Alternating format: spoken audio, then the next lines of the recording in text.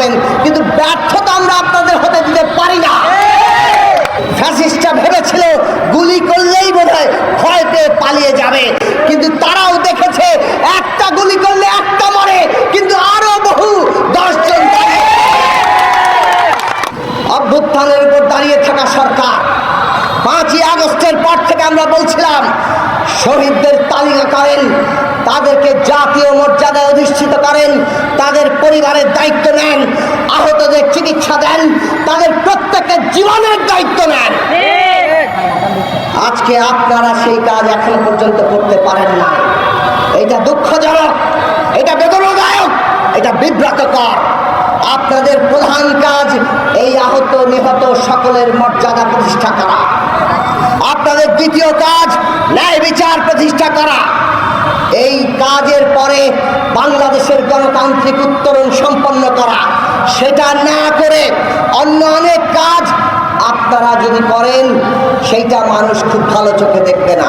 রাজনৈতিক দলগুলোর প্রয়োজনীয় সহযোগিতা দেন, সেই সহযোগিতা না নিয়ে আপনারা যদি নিজেদের মতো করে কেবল চালাতে চান, তাহলে ব্যর্থ হবেন, কিন্তু ব্যর্থতা আমরা আপনাদের হতে দিতে পারি না।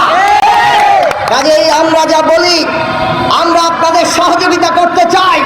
জাতীয় রাজনৈতিক কাউন্সিল গঠন করেন, ছাত্রদের জন্য ছাত্র কাউন্সিল গঠন করেন এবং সবাইকে নিয়ে বাংলাদেশ পরিচালনা করে গণতান্ত্রিক বাংলাদেশ তৈরি করেন। ফ্যাসিস্টরা তিলে তিলে আমাদের অপমান করেছে।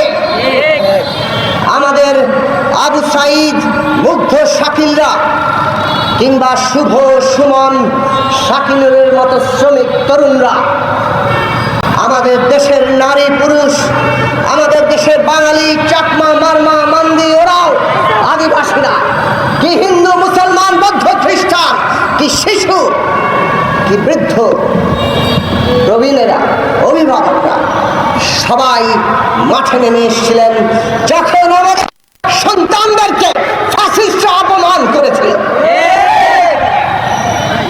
সেই অপমানের বদলা ফ্যাসিস্ট সরকারকে কেবল ক্ষমতা থেকে সরিয়ে নয়, পালিয়ে যেতে বাধ্য করে এই দেশের মানুষ, আমাদের দেশের ইতিহাসের হাজারো লক্ষ প্রাণ যারা আত্মত্যাগ করেছেন, রক্ত দিয়েছেন এই দেশ গড়ার জন্য, এই জনপদের মানুষের ভবিষ্যৎ নির্মাণের জন্য, তাদের সবার আত্মত্যাগকে আবার নতুন গৌরবে গৌরবান্বিত করেছেন।